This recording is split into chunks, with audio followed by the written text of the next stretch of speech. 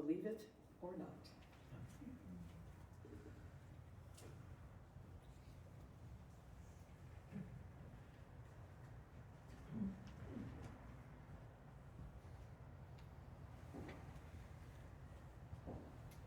Notes, schmotes. I want to speak from the heart today.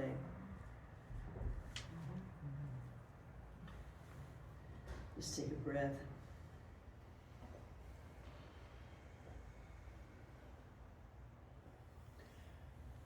Last month when I was here with you, I got all excited to talk about the idea of beliefs, about where they come from and what I believe, and kind of going that way. And so I started 2 weeks ago. I started to write a sermon, and by Friday it was all locked in and was all ready to go. And then Saturday morning, and Ellen said, "Have you seen the news?"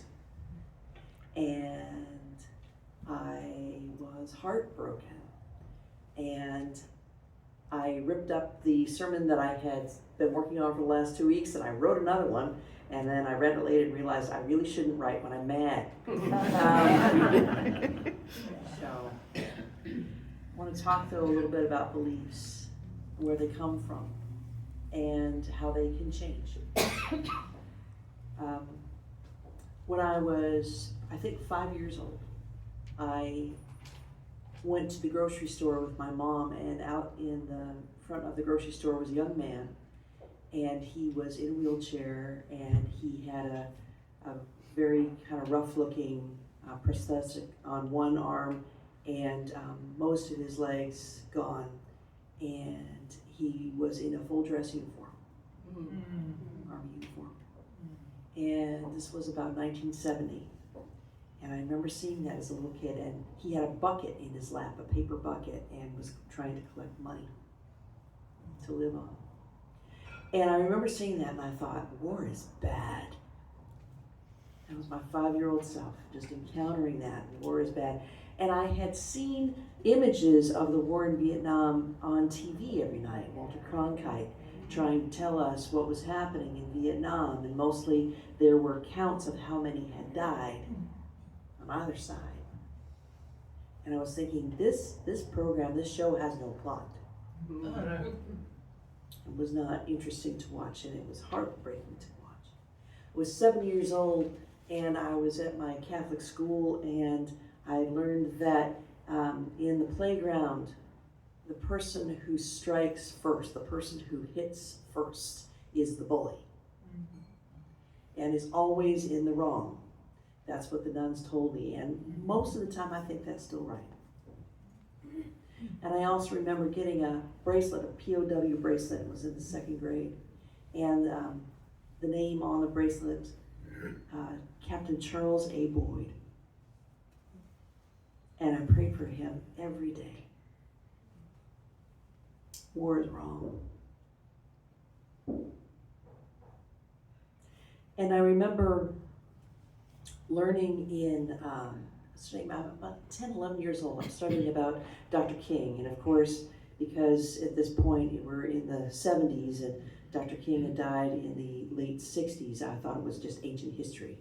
But I remember reading about Dr. King and thinking, what would I have done had I been alive in those times? How would I act? And I hoped that I would act on the side of freedom. But I thought, I will never see the day when the fight for civil rights is as clear and as necessary as it was in the time for Dr. King. I will never see that in my lifetime, because it's all managed, it's all fixed, it's all done.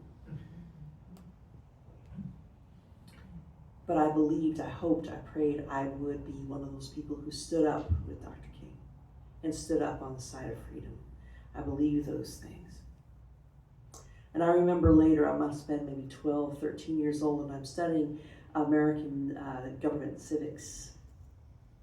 And I learned that the president cannot declare war without an act of Congress. And that is what I believed to be true, that the Constitution would protect civil rights and the freedoms earned, that the Constitution would protect our democracy, And that is what I learned, and that is what I believed, and that is what I held to be so deeply true. I am now 30 years old, and I was on a school field trip. I was working on a public administration degree, and I was on a school field trip to Washington, D.C., and we went to different legislative offices, and we went to different agencies of the executive branch of the government. And then one day we had a visit from a light colonel who was talking to us about the reasons for going to war. He said the first reason that the United States military has to go to war is if our nation is attacked. And the second reason we go to war is if an ally of our nation is attacked. And the third reason to go to war, I don't remember, but the fourth reason was if U.S. energy interests were attacked. Dang. I was so shocked, so horrified, I could not hardly listen to the rest of what he had to say, because that just struck me as so deeply, deeply wrong.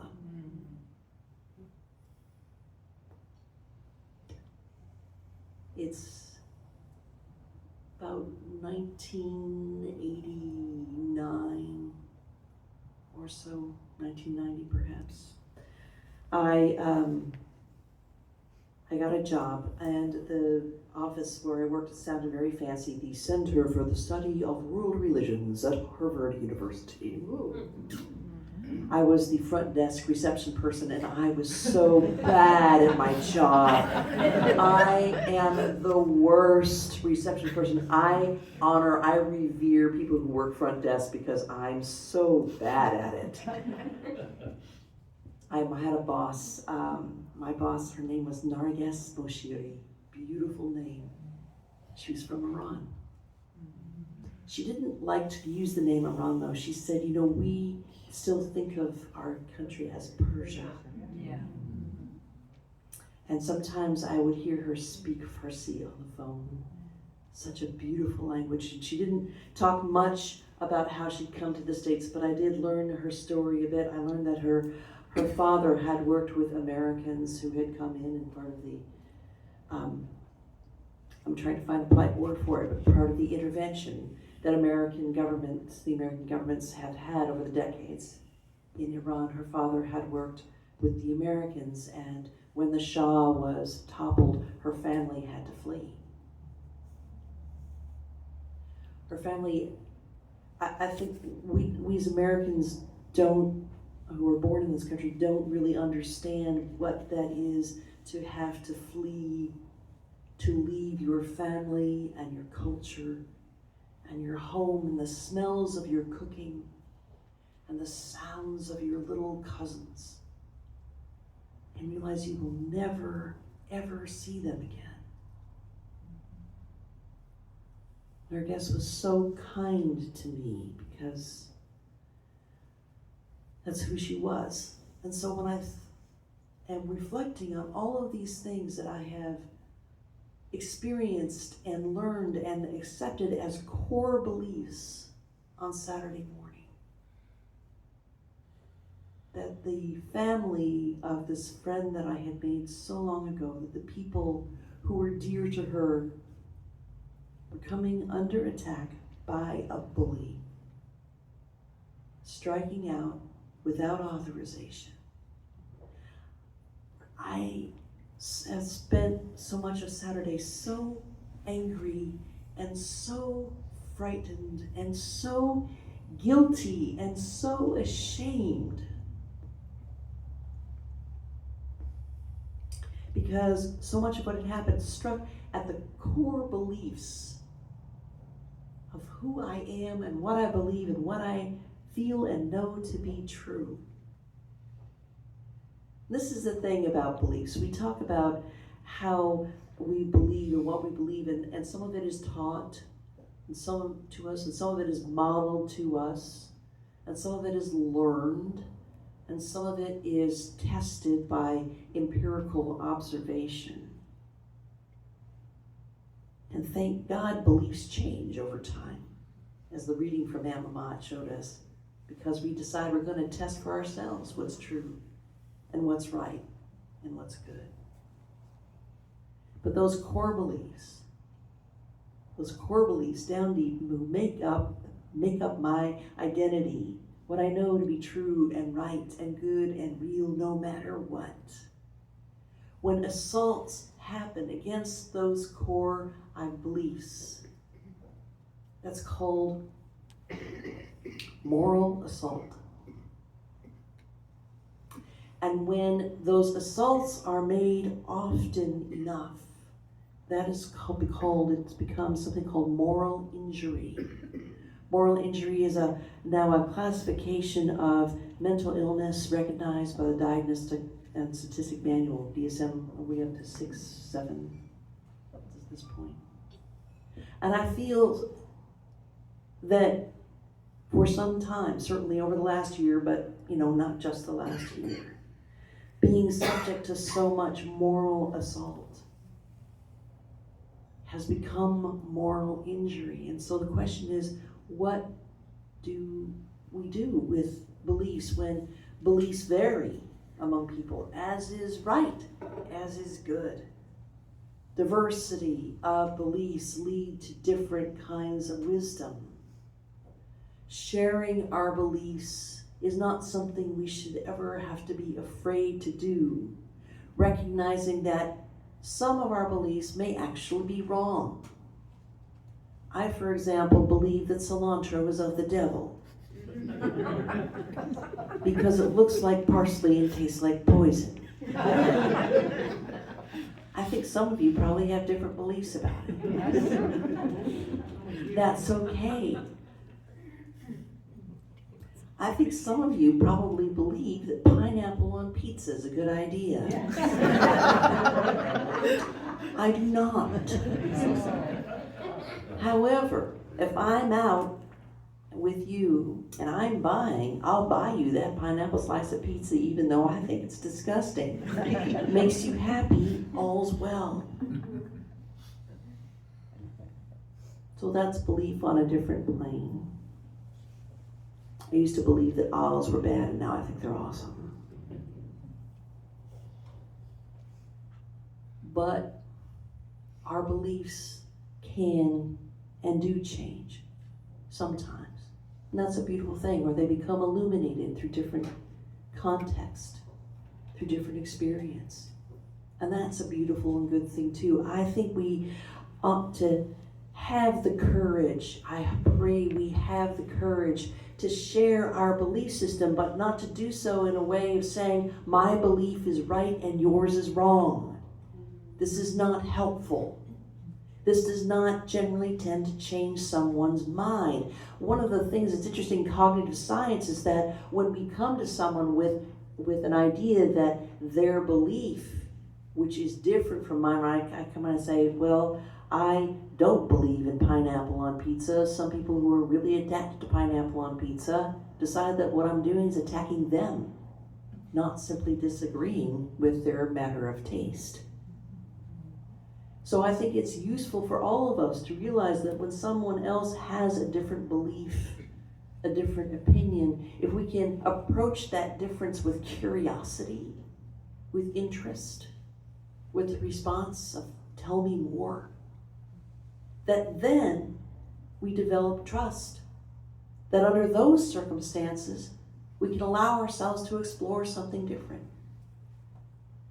And then, within that difference, we might even come to a different truth. I think that's the beautiful thing about beliefs. But yesterday I was so angry. I was so upset. I got it all over Ellen. I'm sorry, honey. Because what happens with beliefs sometimes is that we get sucked into the moral vortex of moral outrage. And that's exhausting. It leads to despair.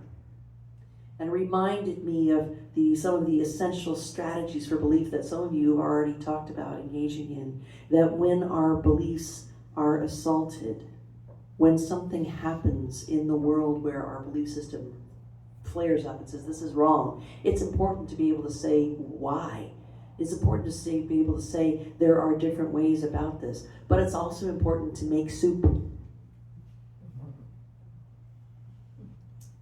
and to make art and to make joy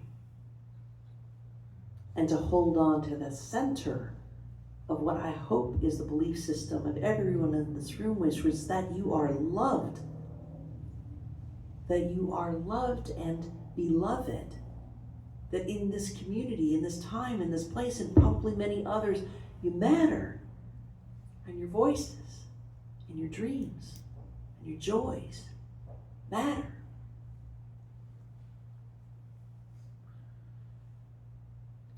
No one needs any more fuel for the despair that we see. But we do often need to think of ways, to find ways to tap into the fuel for hope. So I wanted to share a couple of ideas. First, we are not our beliefs. We can have beliefs, create them, change them, drop them, especially those that damage us. I have to tell you a little story. I've been taking a ceramics beginner's class. I'm heading into my 4th year of being a beginner with ceramics. And I will always be a beginner with ceramics, but there's that little kind of awful voice in my head. So someone in my class, just the most supportive group of people you can imagine, they'll say, I'm just so impressed at all of the creativity that I'm seeing in our class. And the little voice in my mind will say, except me.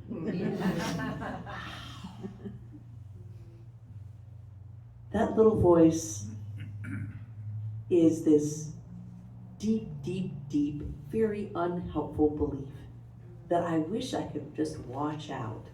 But instead of just being in resistance and being angry about it, talking to me all the time, I'm trying to say, thank you, honey. Thank you. And we're going to move on and keep creating. We are not our beliefs. We can change those beliefs, especially those that damage us, without fundamentally damaging our sense of self. Going through the process of changing or challenging belief systems to build trust in ourselves, and that can lead to more authentic self-expression and relationships. Second idea, we can have beliefs without beliefs having us. Before fighting for a belief or promoting one's belief system's validity over another, we need to test the validity, assumptions, facts, and feelings about that belief system, creating room for the possibility of other approaches. We can have beliefs without beliefs having us. Third, we might be wrong. Per the testing mentioned above, even if our belief system feels right in the moment, Stephen Colbert used to talk about truthiness. It sounds true, but it's not. Future conditions around belief systems might change. Our beliefs are best grounded in humility and room for growth. Another thing to keep in mind is that when my belief system wins, or is the majority of the belief system in the room, I need to ask the question, who loses? Who learns? Whose voice is not being heard? Whose needs are not being met? Looking at belief systems as a contest of who wins and who loses engenders resentment and division. Differing and even opposing belief systems can offer each a degree of enlightenment when approached with attitudes of curiosity and appreciation. The consistency of and validity of our belief systems are being challenged, tested in all sorts of ways, from fake news to deep fakes, algorithmic censorship, the knowing repetition of falsehoods.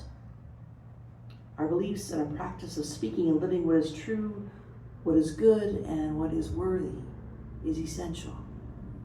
But the other thing that's essential is being able to approach people of different belief systems with kindness and with wholeness and with invitation. Just this morning, I learned about the Resistance Songbook. You know about this? Oh, There are resistance song groups that most recently formed in Minneapolis. They're all over the country now. And there are these resistance songbooks, and they are very short song refrains. And the idea is to have people gather singing, whether this was formed around ICE protests particularly, but when you have people singing together, they're united in breath and in body and in heart. So the story is that there's a song I want to share with you. It's called "It's Okay to Change Your Mind." It's by Minneapolis-based community song circle leader Annie Schleifer in response to escalating ICE raids and authoritarian violence in the Twin Cities. It is inspired by Otpor, the Serbian civil resistance movement that overthrew dictator Slobodan Milosevic in 2000. Otpor members were regularly arrested and beaten by police. Afterward, they would show up to the police stations and officers' houses, chanting, "You may not join us today, but you can join us tomorrow." In the final hours of the revolution, hundreds of thousands of people from across Serbia marched on Belgrade. Milosevic ordered the police and military to fire on massive crowds of protesters, and they refused. They were done being on the wrong side of history. I love that idea of chanting, "You may not join us today, but you can join us tomorrow." So this is a song, "It's Okay to Change Your Mind." And I'd like for us to just try to sing along. I'm going to have you listen to it, and then we'll try to learn it. Sing it. Change your mind, show us your courage, leave this behind. Oh, it's okay to change your mind, and you can join us here anytime. Oh, It's okay to change your mind. Show us your courage. Leave this behind. It's okay to change your mind, and you can join us at any time. Oh, it's okay to change your mind. Show us your courage. Leave us behind. Oh, it's okay to change your mind, and you can join us at any time. Oh, it's okay to change your mind. Show us your courage, and you can leave this behind. Oh, it's okay to change your mind, and you can join us at any time. Oh, it's okay to change your mind. You can leave this behind. Oh, it's okay to change your mind, and you can join us anytime. It's an invitation. It's okay to change your mind. It's okay, ICE agents, to change your mind. It's okay, Mr. President, to change your mind. It's okay to let your heart be changed. It's okay to let our hearts be open to ideas that we can test against our beliefs. It's okay to be brave. It's okay to stand up. It's okay to choose joy. It's okay to join us at any time. Amen.